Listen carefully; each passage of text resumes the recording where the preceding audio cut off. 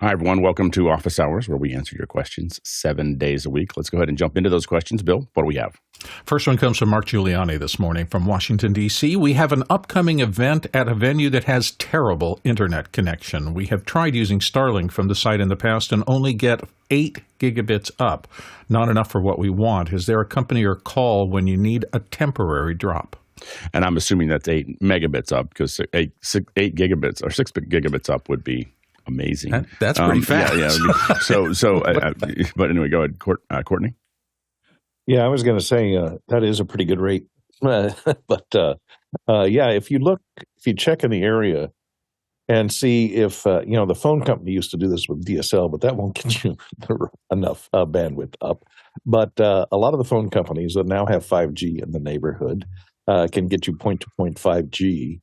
I don't know how fast they can set it up for you, set up your account for you, but, a day or so in advance would be probably a couple of days in advance would probably be enough time to get the equipment from them and set up a point-to-point 5G. If you just go on the map and find out who services that area in DC and do a heat map of their 5G transmission in the area and see if your venue falls within a good service area for their 5G, and then you might give them a call and see what they can do for you. Go, Jonas. Okay. Jonas, there the other. There we go. Now I can hear you again. There you go. So pop-up Wi-Fi is one of the typical people that can get you internet anywhere. I would also look at alternatives to Starlink. There's Eutelsat in Europe. I don't know what satellites there are in the US, but there definitely are also other satellites outside of Starlink that you can use. And then often the city might be able to help you. Cities often can drop you a spot, and then you can ask the typical providers, Verizon, AT&T, whoever might service that area, to drop you something. Just make sure that that they understand the requirements and that you get a direct line and that you know the characteristics of that line. Because sometimes those lines might be, since they're so temporarily, they might do weird things like sending it over an air fiber or sending it over an RF link that you might not be prepared for from like a latency and jitter requirement. And what I was going to say, one way we have handled this in the past has been actually air fibers. So Ubiquiti makes a series of air fiber. They look like this. And so you get one on each side. And so really what you're looking for is line of sight to that venue from somewhere. So we have literally offered people hundreds of dollars to use their, like a business, like you have a business Comcast or you have something else. We'd like to take it over for a day and we'll pay for your month, that kind of thing, or more. And so to get a hold of that, having an air fiber, it's not an incredibly expensive thing to own. I think it's a couple $1,000s for the pair. And so it is something that you can use, and we've been successful at doing some pretty big streams with air fiber. I would probably think that with a good connection on the far end and someone who knows how to put the air fibers together, they're probably more reliable than cellular bonded or Starlink. They're pretty well known. If you look at most of your cell towers, anywhere in the United States, you look up at one of those trees that has all those little cells. Somewhere at the bottom of that, you're going to see a little dome pointed somewhere. That's the internet. Like that's using something that's like air fiber. It could be there's a whole variety of those different ones that are being used, but that is being so the transmission of wireless point to point is a pretty well known technology. So the first thing that we would typically do is look at air fiber. We use live views a lot for this kind of thing. And then a Starlink into a live view is also, interesting because you'll be able to get whatever the Starlink can provide, whatever the location can provide, even through Wi-Fi, and then bonded cellular. So those are other things that you might want to look at to kind of pull all those things together. And I'm assuming that you're not trying to do something like Zoom because once you start bonding these things together or using these, again, as Jonas said, jitter, latency, all these things become pretty painful. But if you're streaming from that location, then you're in a pretty good place to be able to add to the buffer and allow it to get out of the house. So those are some things to think about. The final way to handle it, which I'm sure you're trying to avoid, is a satellite truck. A satellite truck always works. So I mean, a C-band satellite truck always works, and a Ka band works most of the time. If you expect rain, heavy rain, you may want to think about a C-band truck. The KU trucks are a fair bit smaller and less expensive. They just won't cut through rain as well. There are ways to do that, but it's more difficult. You will find that that satellite trucks are a lot less expensive than they used to be. They're not as in demand. So on a given day outside of DC, you might be able to get one for $2,000 or $3,000 a day. So so that's something else to think about, and that will work. You just need to know how it's going to come back down the other side and where you're going to get it. And there's a couple things in there, but if you're interested, let me know. Thanks. Next question. Joaquin Madison. Oh, I'm sorry, that's wrong. Jack Cannon in Phoenix, Arizona is next. Any recommendations for gear rental in the District of Columbia, U.S. area? We'd like to rent some audio equipment and lighting for our next documentary shoot. Go ahead, Courtney. Well, I'm not sure of for AV rentals. There are a lot of AV rentals in the DC area. One of them is Meeting Tomorrow, which is primarily rent stuff for projectors, microphones, audio visual gear, and lighting. You might turn to them for some lighting for an event.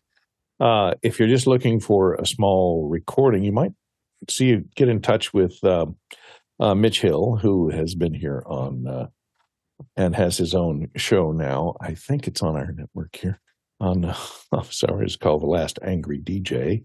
And he and Alexander Knight, who produces for him, is in touch with him. He lives in the D.C. area and is an audio engineer, radio engineer, and has lots of audio gear. You might call him, give him a call. And we have, is it Mark Giuliani, who is asked, I think, the previous question, is also in the D.C. area and owns a couple of radio stations. So he would be a good person to hit up for a recommendation on audio rentals in the D.C. area. And of course, there are many audio rental companies that are in Atlanta and Georgia on the East Coast that can overnight you something that are big in audio video rentals. Yeah, the other folks to look to, probably to reach out to are folks like George Kennedy is in our Discord, and he does a lot of production there, as well as Marty Atias, who is oftentimes in our audio day, and he is out of DC as well. So Marty may be able to help you. So those are some folks within the community that aren't here today. You may want to see if Marty's here tomorrow. Keep your eye out for that. He may be able to have some tips that he can share on the show. I haven't. It's interesting. I was trying to think about where have I rented. Most of the stuff that I have rented in Washington, D.C. has been larger, VER or PRG style rentals, and I've rented less audio equipment, so I don't have it quite on the end of my. I know that there is someone we've rented it from, but I rented it through somebody else. I can't remember who it is.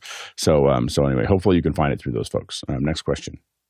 Next one comes to us from Joaquin Madison, Imperial Valley, California. Thoughts on the ad spot for Dre and Snoop's Still G.I.N. Production worked with Metaphysic.ai and the estates of Sinatra and Sammy Davis Jr. to ensure authentic representation of both. Is it more than just face replacement? And he's got a link there to the YouTube embed. I only have one word to say when I saw this. Wow. like let's just check this out. So this is it. Yeah, this is really interesting. So what they did is they have them walking through here, and then look at this. Hold on. There's Frank Sinatra and Sammy Davis, but completely. This isn't like, oh, we cut their video in. This is so they're now what I believe is happening here is that you have actors that are impersonating them and are doing all the motions. And then they are using AI as a deep fake to replace their faces. So my guess is it's the body and the motion and everything else is all put together there. But and then they're using, but like a lot of these moves, I mean, this is getting pretty aggressive, and it looks really good. I mean, it's well shot overall, but but they're not. We've seen ads in the past where they cut them together, but this is an entirely different level. So pretty slick ad, and another reminder that you can't believe anything that you see anymore, because that's pretty tight as far as that goes. So, and again, they did work with the estates. This isn't something they stole. So everyone got paid, for what was happening there. So I don't see any fuss about it, other than this is where our production's going. Go ahead, Courtney. Yeah, and I happen to have worked in the past with both of these gentlemen when they were live promoting Suntory liquor. It looks pretty darn good to me. Yeah. I'm amazed that these days you can. You don't even have to do the deep fakes. You can just submit a single portrait of the person, and they can now create a walking sound, walk alike and sound alike and look alike with AI that is quite convincing. And even the lighting is great in this. Well, and I think that what's happening with the lighting is that, of course, all the lighting is being taken from the original actors that are there. And so just there, so it's able to kind of match that there. So, the lighting and everything else, obviously a lot of this is color correction as well. So, so it's getting there, but, it's pretty adventurous. I'm pretty impressed. Go ahead, Bill. Yeah, it's interesting to me as somebody who's worked a lot in advertising. What's curious to me is that I think they're pulling it off amazingly well. I'm just wondering who they're talking to in terms of this. Do characters from that far back, like Sinatra and Sammy Davis Jr., do they resonate much with the potential audience for an alcoholic beverage in the new? I know they have a ton of cachet, but I'm not sure that they're that well known now.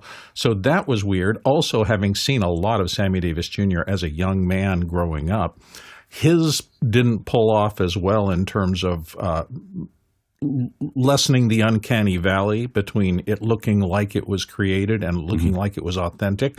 The Sinatra piece, I think, was better. They're both a little bit in the uncanny valley. So it's interesting. I know they spent a lot of money, and they proved they can certainly pull this off for people who don't really know those characters well. But for those of us who were growing up when these guys were the icons of the entertainment business, it kind of read, particularly the Sammy Davis Jr.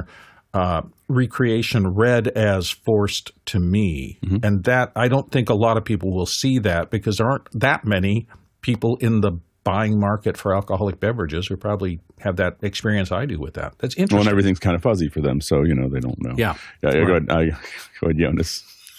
No idea who we're talking about, but still we're talking about them. So that kind of proves their point of doing something weird with AI and getting the press to talk about it. Yeah, I mean, a lot of times these ads, number one is that they'll get some, as Jonas pointed out, they'll get some legs just because they're different, and they've, how many different ways can you talk about gin? So this is a new way to kind of throw it out there. It's very imaginative. It's kind of a nod to the past, from folks that are here in the present. It is, and for the folks who made the ad, who I'm sure pitched the ad, this is what they submit for awards. So you have to remember that, like, a lot of, when you think about ad agencies, a big machine for them is, how do we come up with an ad that gets us an award? Because they put that little shiny thing there and they announce it, and they go on LinkedIn and say, we're so humbly happy to get the blah, blah, blah, blah, blah, like the kind of posts I hate on LinkedIn. So we were so glad to be included in this production, like a little humble brags. Let's go to LinkedIn and do a humble brag. So anyway, so I think we have to remember that's part of the machine as well. Next question.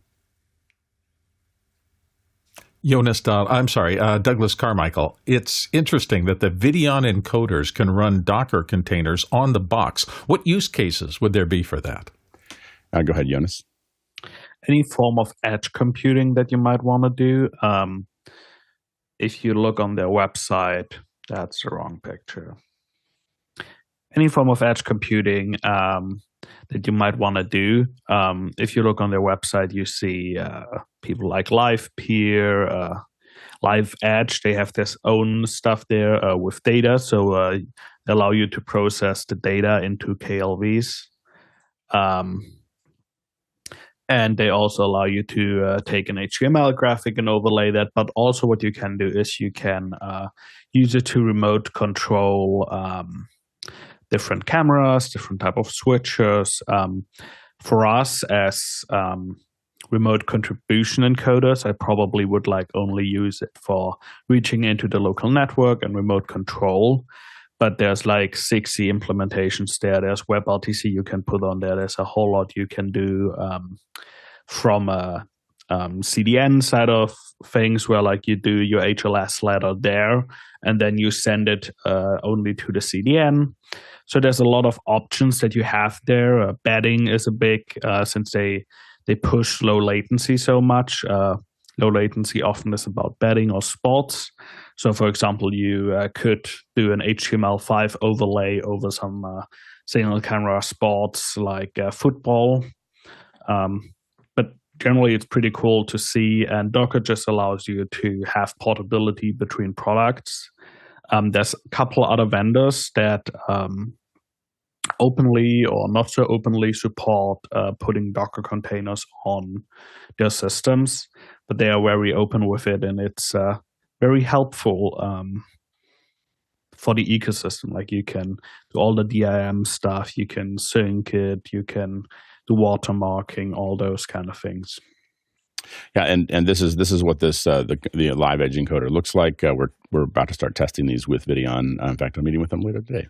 So so this is what we're going to be using, and we are primarily interested in the Docker solutions, and so we're going to be experimenting with what we can do with those, and where we can push it. I'm interested in telemetry, so I want to see if we can analyze some of the video coming in from the SDI and give us back some data, over what's coming, what's arriving. And so, yeah, what were we going to say, Jonas? And that's the other thing, on-site machine learning. Right now you can get the TS feed, the transport stream feed into the Docker. Already, if you look on their website, you see TechX has an integration, Nimbra Edge, Grafana, all of the typical providers that you would want for managing that is there. But then the other thing is you can also use object detection on site. So that way you can detect what is happening there and build automations based on that. And I heard that they're even working on extending how easy it is to get to the frames from within the Docker, which is going to be quite exciting. Yeah. So we are excited to play with it, and you'll see us playing with it over the next couple months. So stay tuned, and we'll definitely give you updates as we move forward with that. Let's go to the next question. Zach Stallsmith in Chautauqua, New York is up next. I live streamed a video to YouTube, but would like to replace that video with a recording. Can I do that so that I don't have to send a new link to the PR department? Jonas? No.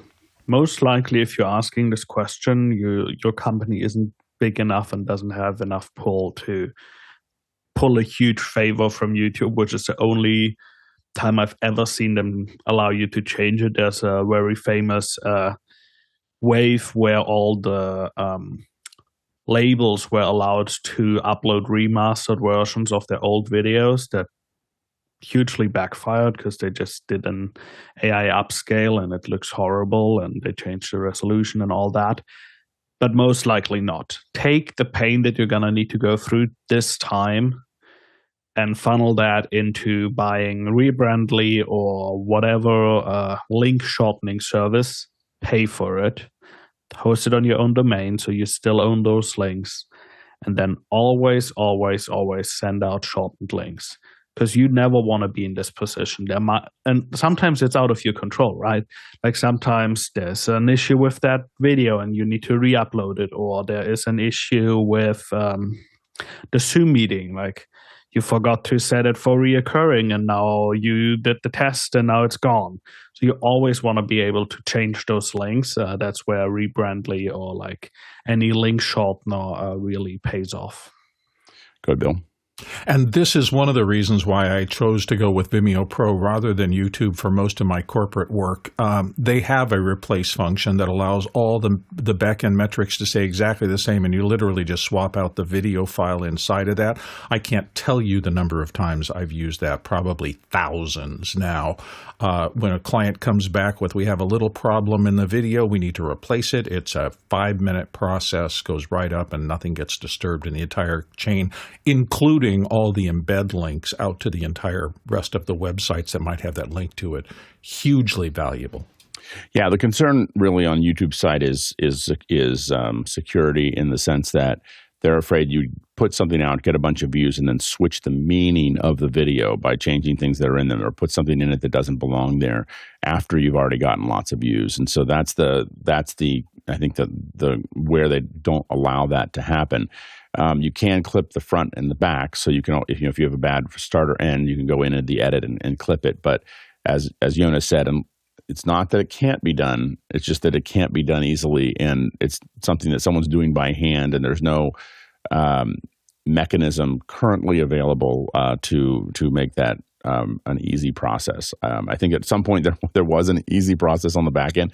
It was like a very hard thing, and then it was a very easy thing, and it went back to being a very hard thing because they realized that it probably wasn't something they wanted to make readily available to everyone. So yeah, we use this to very carefully make sure that people understand that the live is the live, and that they will have to make those changes. The challenge you have, you can put out a shortener, and we do that. Oftentimes what we try to do is send people to the channel and then make sure the live event is on the channel, as opposed to sending people directly to the movie itself.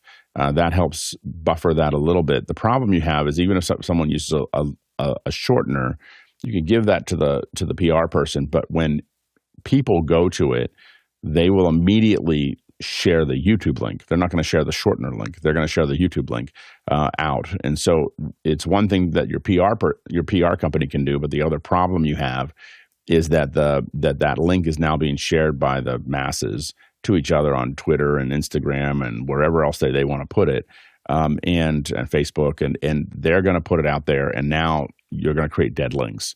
So if you're going to make the change, you want to make it as fast as you can, because you're just creating, it's just this wave of dead links that you're about to create down that path. So YouTube's a great place to park things. It's probably one of the best places out there to, park things when it comes to viewability. I mean, you can't, if you're looking for organic growth, it's probably the best place to put it. I just watched, there's a great video that I can't play it on the show because there's a lot of things that we don't use on the show, a lot of words that we don't use on the show. But there's a YouTuber talking about the difference of how much money he made on Twitch versus YouTube, and how much he makes live, Twitch is a little bit more than YouTube, but how much he makes on YouTube, which is way more than Twitch in VOD. And he breaks all those numbers down and talks about all those things, and it's a really interesting. It's worth looking at. I'm hesitant to post it, mostly just because he does it in a fairly rough way. So, but he's a gamer, and but he's making a lot of money on YouTube. So, next question. Next one comes to us from Jesse Kester in Glendale. On yesterday's show, the term technical debt came up in relation to Fathom's live work. Can you explain what technical debt means? Go, Jonas. I know it from the software development, and basically what you can imagine is every time you say, we'll fix it in post, that's your technical debt. In software development, it's something where sometimes it's an old library that you no longer can use. It's an old way of doing things. It is problems in your code base that no one really wants to deal with, and there's just this accruing debt that you should get to, but like if you start it now, it's like nobody will pay you for it because like people don't see it. But it's I think in media the closest thing is we'll fix it in post, and then all of the things you now need to fix in post, that's your technical debt. Yeah, I mean, at its core, you have to make decisions based on what you have right there, at that moment, based on what the money you have, what's available, the technology that's there. And so when you make that decision, you've created some debt.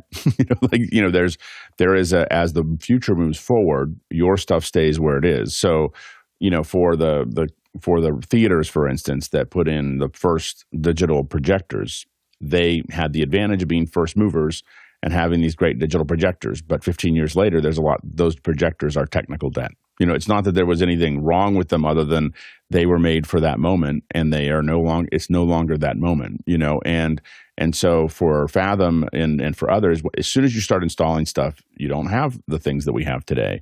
You don't have the technologies or the money or whatever that is.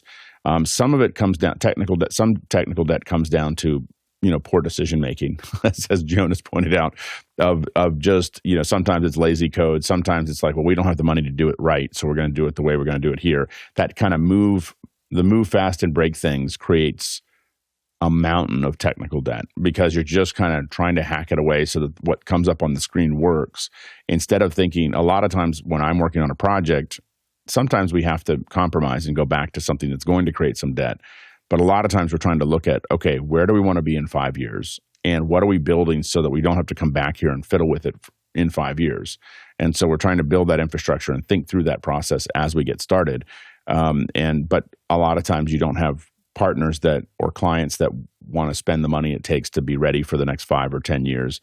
And so that's the challenge. And so when you don't do that, when you are making it for today, with at the most efficient way that you can do it, you're going to end up with technical debt in the near future. You can get away with it for a certain period of time, but at some point, you're going to have at some point the gig's up, or someone else disrupts that market, and suddenly they're moving without that technical debt, and you're still lugging that technical debt on. I mean, a good example, even in the most simple way, is some of the filters in Photoshop haven't been changed since the early 90s, and they don't work in real time. So you go into something like Pixelmator or you go into Affinity Photo, and everything's instant because they don't have the technical debt that they don't have the deep code that Photoshop has, but they also don't have the technical debt that Photoshop has, which is 30 years deep. That is still there. Yeah, go ahead, Bill. Well, that Alex last explanation I think was perfect. That's what I was thinking about. There used to be processes that were really hard, and I think of rotoscoping, obviously. It was something that was very painstaking. When a client asked, can you fix that and paint out this logo or something? The answer was yes, it's going to take time and it's going to take money, and can you handle this? And if they couldn't, it wouldn't get done. Now you've got things where you just paint over something and it disappears magically, and it'll extrapolate that over a series of frames. So if you say, no, it's going to take a lot of money and time to a modern user, they're going to look at you and go, why? I can do that in my software. It's not a big deal. Just give it to me for free.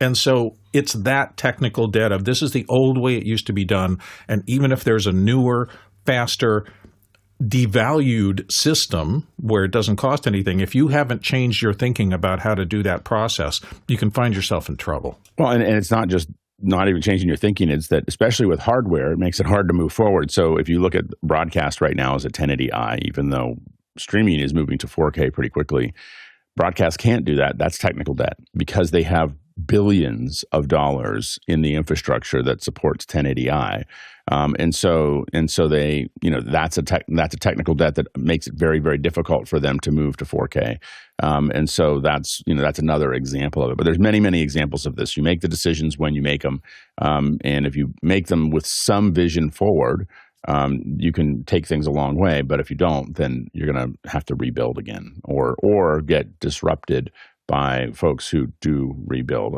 You can look at, in a military perspective, Russia was working with technical debt of old tanks, and the disruptor was drones. And they're responding to that, but that's a very large version of that kind of thing, where you have something from the old past that is not particularly modern suddenly hits modern and becomes very problematic. Next question.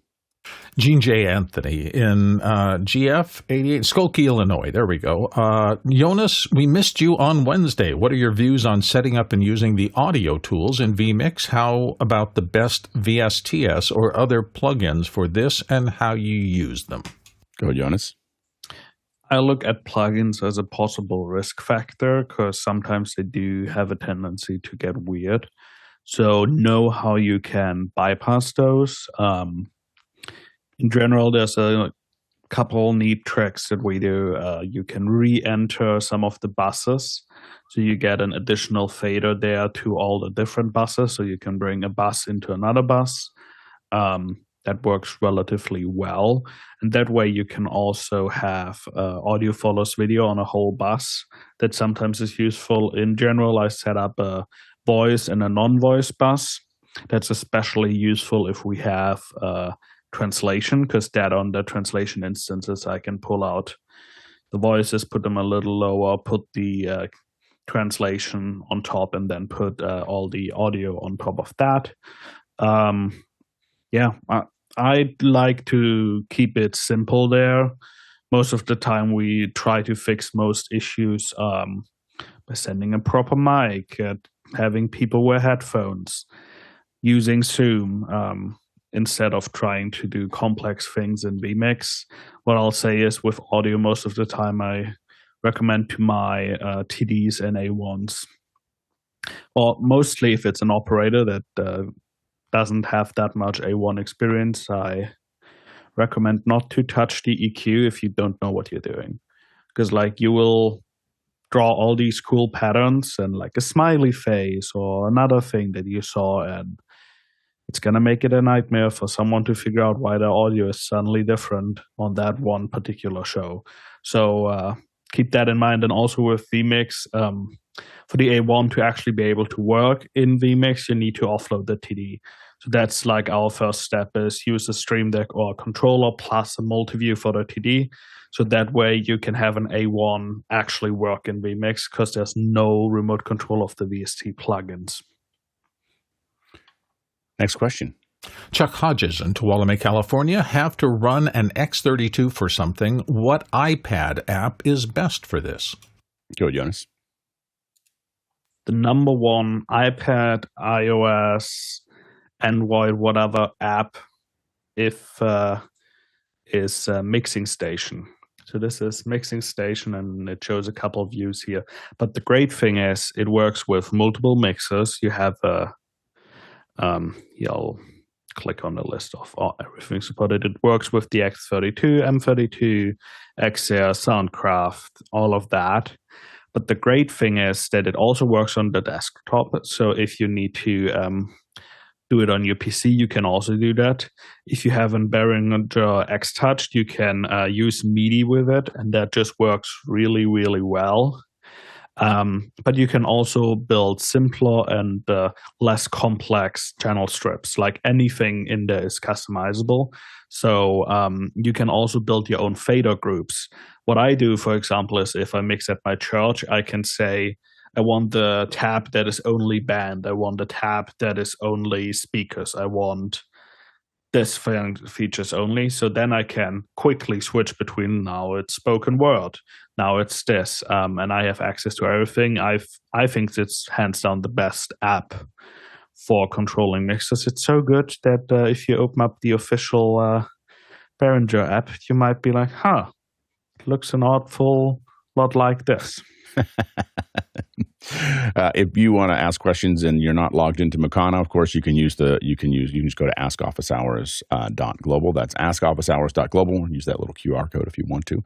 Askofficehours.global. Ask it during the show, maybe sometimes during the show, but usually the next show or the show after. Try to be succinct and if you get cute with it, we oftentimes don't understand what you mean, so they don't make it in. But if you ask some fairly succinct questions, technical questions that you're having, it's a lot simpler for you to ask them sometimes. We have people who are in Mukana asking these questions in askofficehours.global because it's just right on their phone. They can just jump on the web page and throw it in. So feel free to do that. Next question. Paul Wallace in Austin, Texas. Up next, Vislink's new DragonFly V, or 5, is a miniature HEVC wireless video transmitter which captures real-time video from point-of-view cameras, UAVs, body-worn devices, and static cameras. Would you use it in production? And he's got a link there to it. Go ahead, Courtney. Yeah, Alex, I remember you interviewed these people. They provided us with some links at our NAB. And, they previewed this, and it was quite amazing. This 5 version is here. The previous version was just a 5G version. And you look at the size of this thing. Now, it does have a little fan in it.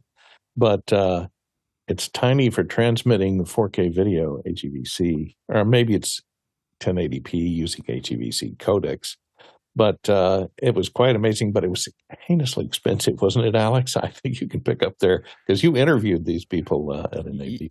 Yeah, I mean, I think it. But heinously expensive is a relative term. There's some people the who military, they can afford it.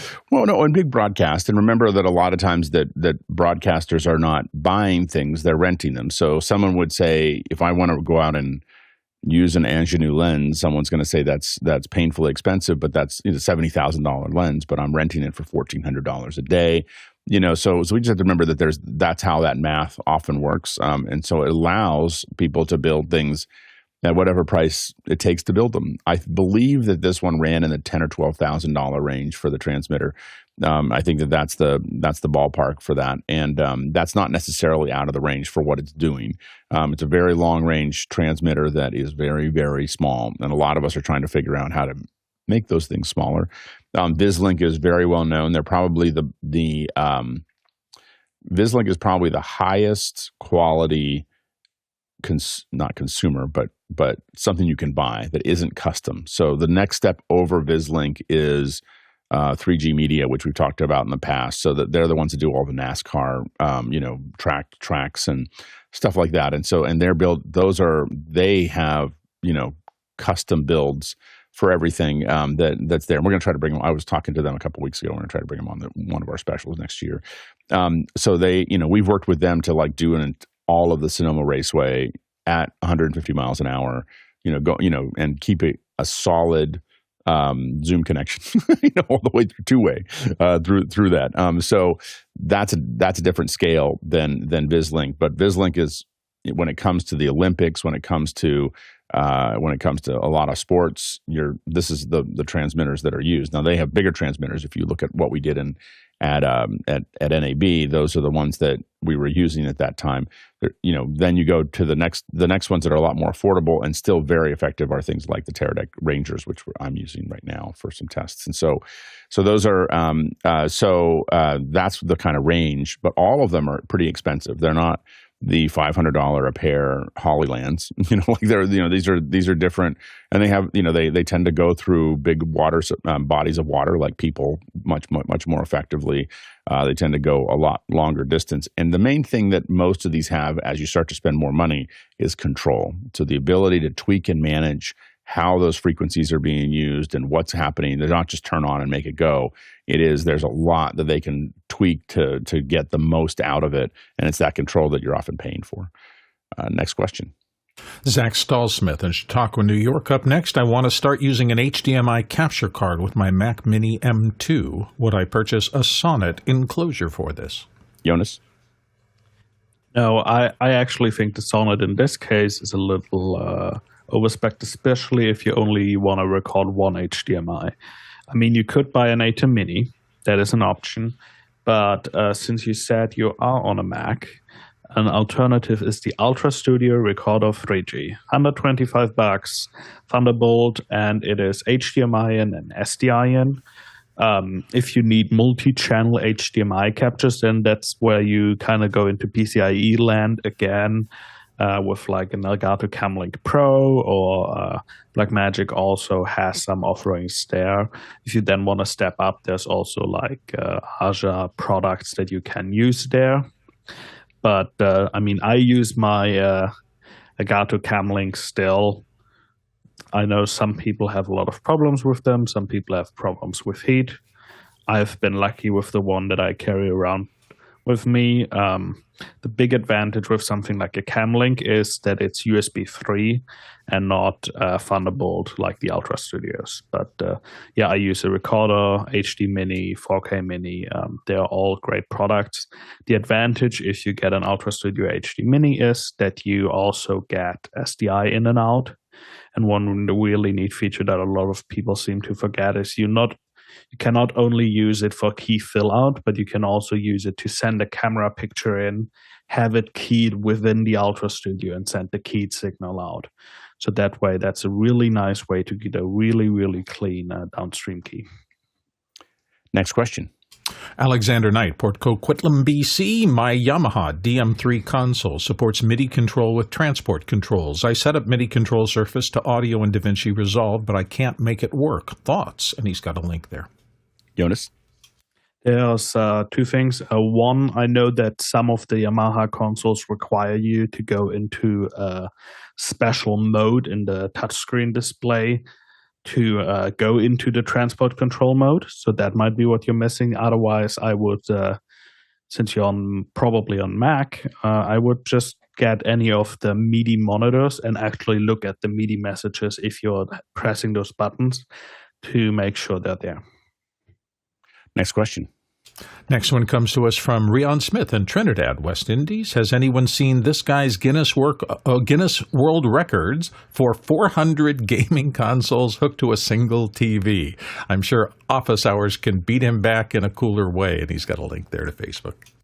I can't get to Facebook on my desktop very easily, so I can't get to Facebook very easily. It's not that I don't have an account; I just never remember how to log in because I only do it about once a month, and I usually just get up there to say, "Oh, I'm sorry, I haven't been here, and you should probably contact me somewhere else." So I haven't seen it. I guess my big question would be, why? Why would you do that? So, and I don't think that. I think the guy would say, well, because of the Guinness Book of World Records. So I find it interesting what they pick and what they don't pick to put in their book.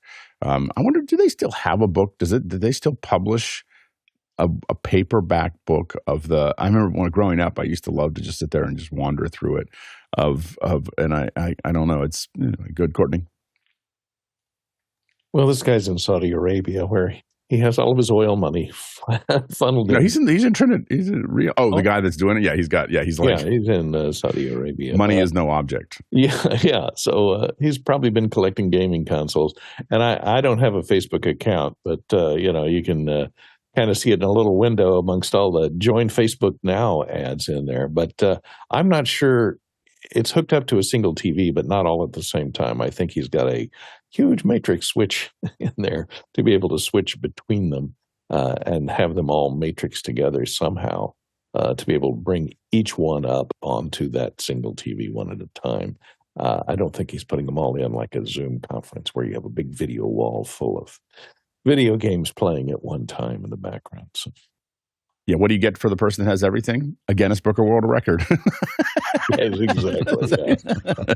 All right. That's what he's going for here. Exactly. Next question. Mark in Columbus says, 150-year-old church looking to get our service feed to the nursery area over 300 feet away. We currently use an ATEM Mini Extreme ISO. We have coax cable run to that area from our switcher desk.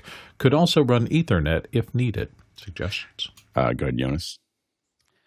We have a similar kind of situation. There's a couple things you could do. If you have coax cable there and you're cost conscious, Blackmagic, SDI to HDMI converters on both ends would do. If you want to run cut cable, because you're running into some limitations there with the coax cable, you might be able to just use a streaming bridge. And now, if you tell me, but I also need to stream somewhere else, there's a little software called DataRai Restreamer. It's an open source software. You could put that on a tiny little Raspberry Pi. It allows you to take in an RTMP feed and then restream it. And one of your restream targets, they also offer like an HLS player, so you can do it wherever you want with just like a Apple TV or not an Apple TV, any device that has a web browser that has user accessible. So pretty much any computing device outside of an Apple TV. You could use that. And you could also still use it to restream to YouTube. The great thing is now you're using the Linux TCP IP stack, and you won't have all the all the buffering issues that you have with an ATEM if it has high packet loss, where it like strangulates itself down on the bitrate. That's a added bonus. And then you can also take the HDMI output of your Raspberry Pi and put it into any form of monitor. if you can run Ethernet, I'd be tempted to run Ethernet over there. NDI is a pretty easy way for you to move things around. I might, while I was doing that, run a TAC-12, and then you'll never have to think about it again. So it's you'll have plenty of bandwidth between the two locations if you have a wired connection there. In houses of worships where we can't touch anything, we have used wireless in this position. Because we know where those wireless points are, and they can both see each other, and they're both over top of everybody else. And instead of running them, we've had issues where we can't run through anything because stone. It's one thing to cut holes in the wall unless it's stone. So that's another thing that we've done to solve that. Next question. Next question from Russell in Dallas, looking for some way to test SDI cables, a tool to see if it works or not, short of running SDI from a source to a monitor. Go ahead, Jonas. You're going to need to spend a lot of money if you want a scope and a test generator. I have a test generator, but all it does is it still puts an SDI frame on the line. That being said, do it in 4K, do it in the actual resolution that you want, do it with moving pictures, do a pathological signal. Don't do that too long with Blackmagic video hubs, because you might not have a Blackmagic video hub that's working after it. But I would invest in an expensive scope and test pattern generator if you don't just want to use a monitor. So there's a couple different layers of testing. There is the integrity of the cable. You can find lots of cable testers that'll do SDI that will just say, hey, this cable is passing the voltage, through it. Those are going to be about $150. I don't know what the one is that you want to use, but they're not very expensive, and they will work. They will tell you that it works. If you're looking for something that is a little bit more aggressive, what I find at a lot of trucks, and this was actually introduced to me by someone who runs trucks, is a thing called digital forecast. So this is the digital forecast here. This bridge is about $800, but it will allow you to do tests for this type of thing. So digital forecast. The next level up from digital forecast is a Fabrics. It's a PH. It starts with a PH, Fabrics, and that's about $7,000 or $8,000, and it will do all of the signals that Jonas was talking about. It will do, and interrogate that signal completely. So the Fabrics are what we normally see on when we're doing an event. Somebody in the building has a Fabrics, and they're connecting. When something isn't working or they're building cables, they're using the Fabrics to test it. It's something that you buy once and never cry again. I think they spawn when you call on the engineering line, and you're like, "Hey, sorry, I don't know what's up with the signal. It looks a little dodgy here." It's like 30 seconds later, poof, there's suddenly a guy with a Fabrics, person with a Fabrics being like, I don't know what you're talking about. It works on mine. Yeah, exactly. So anyway, that's that's another place to look there. Next question. Matt Halverson in Brookings, South Dakota up next. How do I deal with perceived loudness versus actual loudness? My song is showing negative 11 dB on my meter, but the music sounds just louder than the voiceover that shows at negative 3 dB on the meter in Premiere. Do I trust my ear or the meter? Harshid? I would say to maybe potentially calibrate some of the meters that you're using or test it against any other meters that you may have access to. And with monitoring as well, I, for example, will keep my monitor volume low, but know that I'm pushing out 24 when I'm speaking. So kind of use that same principle to trust the meters that we have here. So if something is going wrong with your meters, think about it, maybe even calibrating it and making sure that it's accurate. Go ahead, Bill. You don't tell me whether you're working in some sort of narration or voiceover or something like that. For commercials, I would never have just an 11 dB split between the voiceover, because the voiceover is carrying all the critical information in advertising. Now, I say that, but I have never, ever once in my career relied on numerical values to determine the ratio between the content critical voiceover that's selling my product and the music bed below it. In each and every case, you have to listen because each and every piece of background music bed is different. Sometimes it has a lot of content that conflicts with human speech in those frequencies. Sometimes it has almost no content, and it's easy to bring the music level up on pure decibel terms and still not conflict with the message that's trying to get across. So, you know, the scopes and meters are critical. You should know how to use them. You should know what they mean.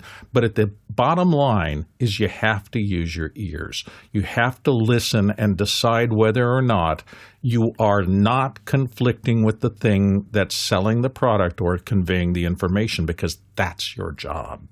Courtney? Yeah, and there's also a lot of post-processing that goes on sometimes in music production. If you produce this music, you know, did you run it through a compressor? Is it highly compressed? Has it been normalized? So it brings everything up to, which reduces the dynamics but moves everything up in volume. So that may be the case here. So it will be perceived as being louder, even though technically you have it faded down to a lower level than your audio, than your voiceover. Your voiceover apparently is much higher at -3 than -11. So it could be need to do the same processing on your voice to equalize them on the meters, but you can use your ears to balance the two, because like you say, the music could be perceived as louder than it actually is in the ears. Next question. Peter Rosado in Las Vegas, Nevada. Thoughts on Insta360 Connect? And he's got a link there to a YouTube video. Go, Jonas. With Insta360, you never know if you're like walking into a new webcam product or a 360-degree product. This time, it's a webcam product, but I think it's really cute and an interesting idea. They have a big wide-angle camera, and basically what it is, it's a meeting bar. But then instead of putting another camera in there, they put an Insta360 link in there. So now you have one camera that can track the speakers and give you a close-up of those, while also do a typical layout of everyone. I think it's an interesting idea. Whoever came up with the Insta360 link at Insta360 probably is pretty happy with the success, because it never felt like they were like kind of releasing it and then it just exploded. And it's neat for them to also go into this space. I'm still hoping for a good SDK someday for the Insta360 link. Yeah, good, Courtney. Good, Courtney. What kind of AV voodoo are they coming out? If you look at this video, the one thing, you know, it does have a wide-angle camera, 2 4K cameras, a wide-angle, and then one mounted on a little gimbal, so it can track faces of a speaker who's walking around the room and give you a nice tracking close-up of that speaker as he walks. It also has a big array of microphones that is capturing all the voices. But here's the crazy thing that I saw that I went, wait a minute. It has a gallery view that shows you close-ups of all the people in the room from a camera at the end of the room.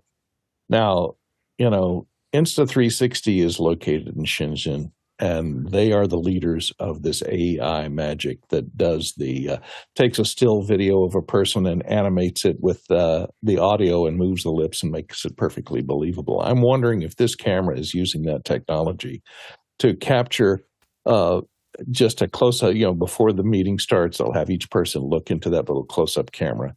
And I don't think so. I think it's just grabbing. Maybe they overdid it, but I think in the PR, I think all they're doing is it's just grabbing little pictures of each person.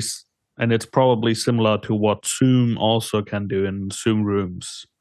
Like Zoom Rooms has a lot of those type of features as well. So I'm sure they're going to work on from the end of the table.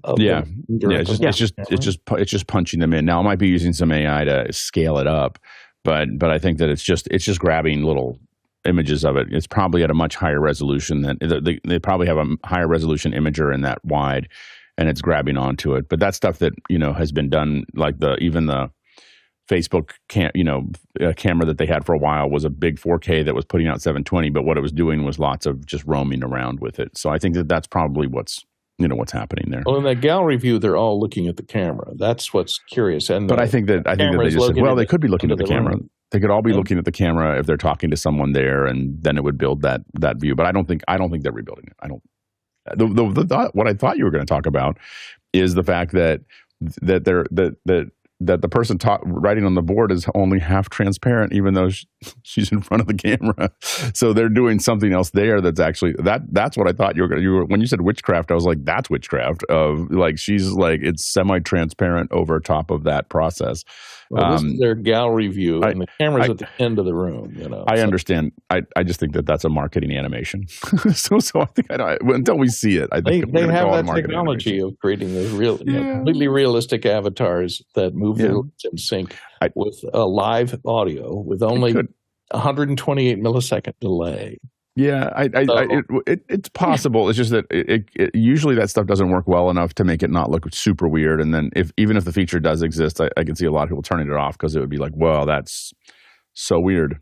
So anyway, so I think that's probably the case, but we'll see.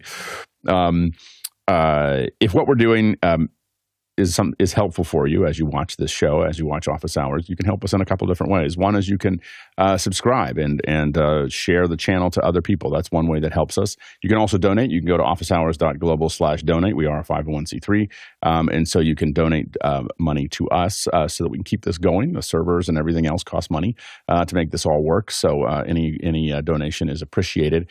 You can also volunteer. You can go to officehours.global/volunteer and become part of this village that is required to make all of these shows and all of the planning and the emails and everything else go out.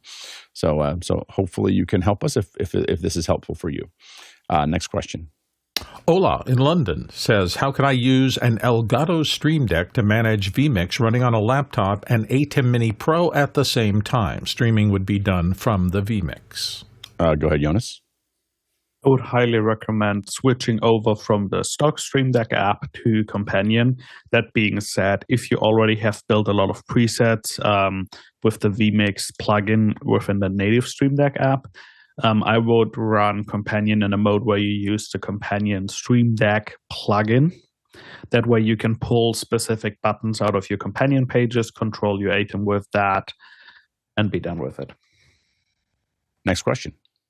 David Brady in New York City says, when using Zoom production systems, Z, ISO, MIMO, and so forth, and pulling multiple 1080p participants down to the computer, what is the hit on the local network? Is it X times the bandwidth of a single 1080 single spotlight? Go, Jonas. A couple things to note is that a lot of those tools are now upscaling it, not mattering what resolution you're actually getting. So you can get 14 1080p NDI out of a Zoom room, but not all of those will actually be 1080p source. I calculate with about 6 Mbits per feed. That being said, those are not CBR feeds. They don't have a constant bitrate. So if you have a gallery of people mostly sitting still and not doing anything, their bitrate is going to drop. And with them rolling out AV1, you might also see fluctuations in that, but I would calculate with 6 Mbits per participant that you want in 1080p. Next question. Eduardo Augustine in Panama City. I've been using OBS Studio for extra graphics to the ATEM Mini Extreme using Luma and/or Chroma. I'd like to start using Key Fill. Will I lose 2 inputs on my ATEM Mini Extreme, and how can I go with this? Which tool to use? Go ahead, Jonas. You can continue to use OBS. OBS has a way with a decklink card to output 2 sources, Key Fill. Alternatively, what I might consider is bringing the ATEM program into OBS and overlaying it in there and then streaming it from there, just because, yes, you will lose 2 inputs. And probably if you don't have an SDI version of the ATEM, it's really hard to keep both HDMIs in sync, especially if you need to convert them through a converter. So those are 2 things to keep in mind. Alternatively, if you have another system that you're using to stream, what I would do is take the SDI, take the HDMI out of the ATEM, convert it to SDI, bring it into a decklink card, use the internal keyer so that it overlays it in there, then output it. You can use OBS for that or Casper CG. I know it looks a little weird, but it's a really solid piece of software. I've only seen it not work during setup, but generally if it's set up, and it will keep running.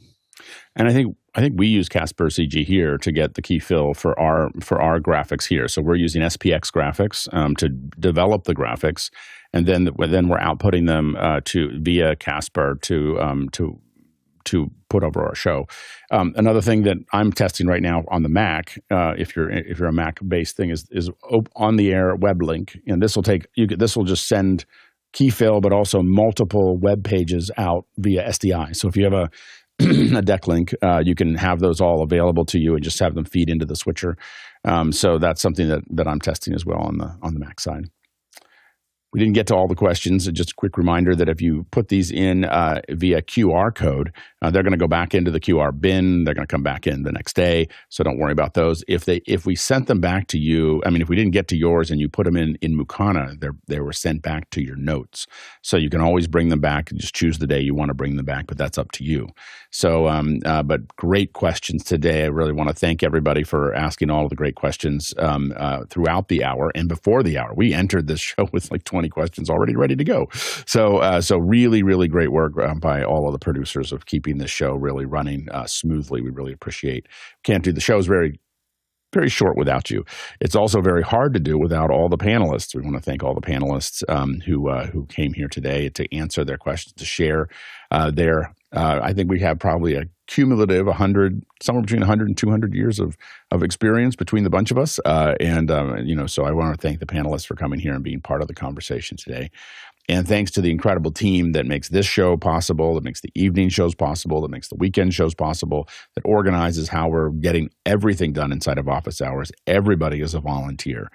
So we have many, many people that make this work, and we really appreciate everybody's contribution. Today, if we had done this in person and walked around or flown around person to person to person, the Tlaloc Traversal has traveled 39,000 miles. That's 62,000 kilometers, and that is 305 million bananas for scale. All right, let's go ahead and jump into After Hours. That was some really good deep fakes. That's all I got to say. It's getting scary out there. Can't tell who's the camera, real. they're all facing. Yeah, it's all deep fake. Like gallery. Yeah, they have to lend us one, Courtney. They have to lend us one so that we can figure it out. It's $2,000 or $3,000 or something. So it's not like something I can just go like, let's go see how this works. Yeah. So they're not saying. I mean, and the demo is just music over and doesn't explain it. Yeah. But all that research, VESA 1 and EMO, where they animate from a single still, all came out of Shenzhen. Yeah, wait, Courtney, are you saying the marketing material is just showing pretty pictures and not actually giving you the text back? Crazy. Crazy. There are laws against that. Sacrilege. There are laws against Not in China. USA.